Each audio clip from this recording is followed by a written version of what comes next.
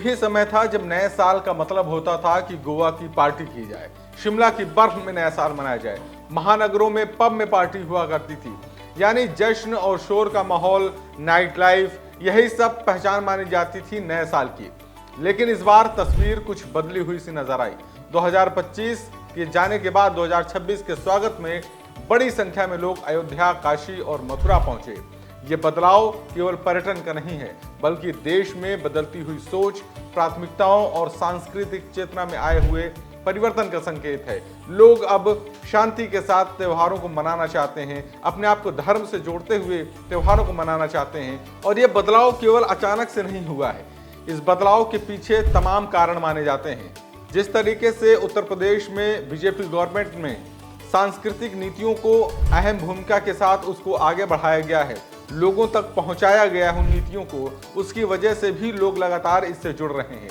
फिर वो चाहे अयोध्या में भव्य राम मंदिर का बनना हो, काशी विश्वनाथ में कॉरिडोर का बनना हो, मथुरा में जिस तरीके से तमाम विकास के कार्य खासकर धार्मिक स्थलों को लेकर हो रहे हैं, ये तमाम जो बदलाव हैं, इसी की वजह से लोग अपने आप को धार्मिक रूप से लोग जोड़ने की कोशिश कर रहे हैं। और ये सिर्फ अब यात्राओं तक सीमित नहीं है कि यात्रा कर लिया और इसके बाद घर वापस आ गए। अब लोग नए साल की शुरुआत जो है इन धार्मिक स्थलों से करना चाहते हैं। और इसी बदले हुए माहौल पर उत्तर प्रदेश के मुख्यमंत्री योगी आदित्यनाथ का भी एक बयान आ गया है जो इस वक्त बहुत ज्यादा चर्चा में है।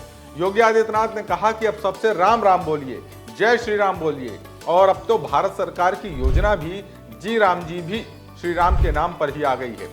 योगी आदित्यनाथ का यह बयान सिर्फ कहीं ना कहीं एक नारा नहीं है, बल्कि उस सांस्कृतिक बदलाव की ओर भी इशारा करता है जिसमें श्री राम अब जन जीवन तक पहुंच चुके हैं, योजनाओं में पहुंच चुके हैं, लोगों की बातचीत के केंद्र में पहुंच चुके हैं। और उनका साफ संकेत है कि अब राम केवल मंदिर तक सीमित नहीं है, बल्कि शासन में, व्यवस्था में और समाज में लोगों तक अब राम स्थापित हो चुके हैं। क्या कुछ कहा योगी आदित्यनाथ ने अपने बयान में, आइए आपको भी सुनाते हैं। अयोध्या ने जो संघर्ष देखा था, पिछली सरकार ने अयोध्या को लहूलुहान करने का कार्य किया था। जिस अयोध्या में कभी संघर्ष नहीं होते थे, उस अयोध्या को लहूलुहान करने वाले लोग, उस अयोध्या में जिनके शासन में आतंकी हमले होकर के अयोध्या को लहूलुहान करने का प्रयास हुआ था, लेकिन प्रभु की कृपा और बजरंगबली जहां की रक्षा स्वयं कर रहे हो, वहां तो भूत पिशाच से निकट नहीं आवे महावीर जब।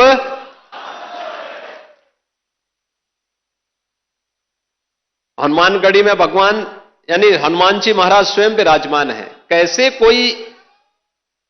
कोई आतंकी यहां घुस जाता, जैसे ही उन्होंने दुस्साहस किया था 2005 में, याद करिए कैसे पीएसी के जवानों ने ठक ठक ठक ठक करके वहीं पे उनको मार गिराया। अयोध्या तो संदेश देती है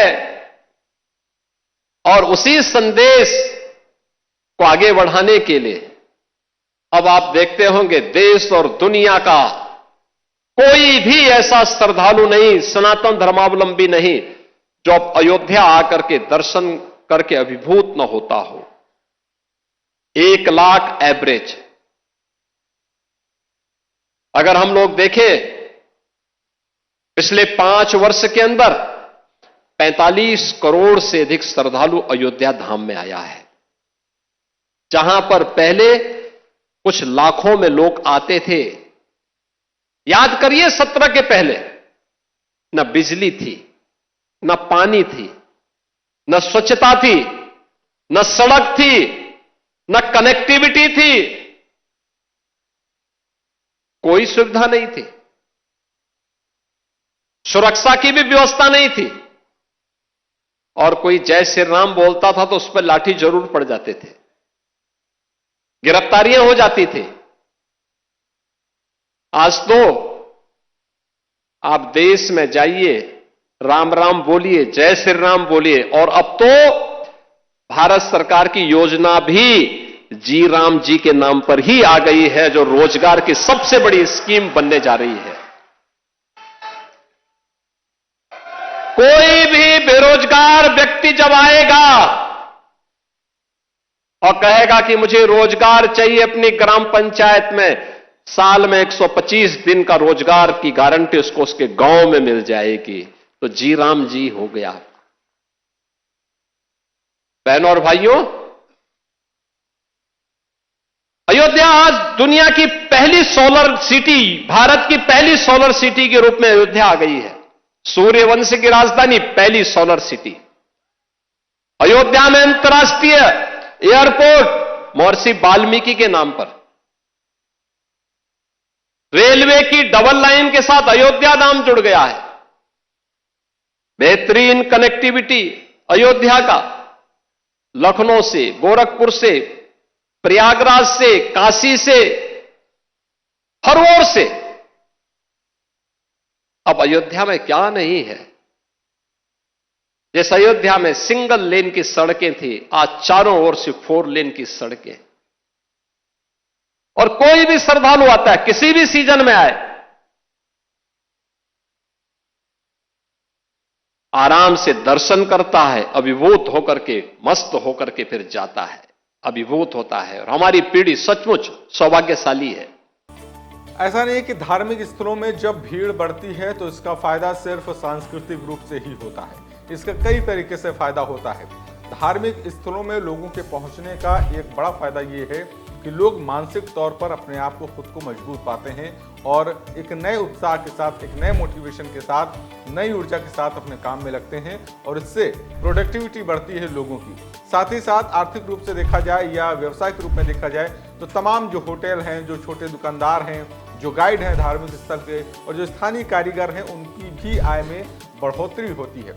यानी कि योगी आदित्यनाथ का जो बयान था इसके पहले, वो केंद्र सरकार की तमाम योजनाएं और उनका बयान इस बात को कहीं न कहीं रेखांकित कर रहा है कि बीजेपी शासन में विकास और विरासत को जो एक साथ बढ़ाने की कोशिश की जा रही है, वो आस्था के साथ अर्थव्यवस्था का मॉडल भी जमीन पर उतरता हुआ दिख रहा है। कुल मिलाकर नए साल पर पब की जगह प्रभु श्री राम के दरबार में पहुंचती हुई भीड़ ये बताती है कि भारत में सांस्कृतिक पुनर्जागरण अब केवल भाषणों तक सीमित नहीं है, बल्कि लोगों के व्यवहार और चुनाव में साफ झलक रहा है। चुनाव का मतलब कि हमें तय करना कि हमें कहां जाना है, किस तरीके से हमको नए दिन को मनाना है, क्या हमारा पक्ष होना चाहिए, क्या हम धार्मिक रूप से जुड़ना चाहते हैं या सिर्फ शोर शराबे में ही रहना चाहते हैं। आपने अपना नया साल किस तरीके से मनाया है, कहां पर मनाया है, ये आप हमें कमेंट करके बता सकते हैं। ऐसी और भी तमाम वीडियोस को देखने के लिए देखते रहिए प्रत्येक 24।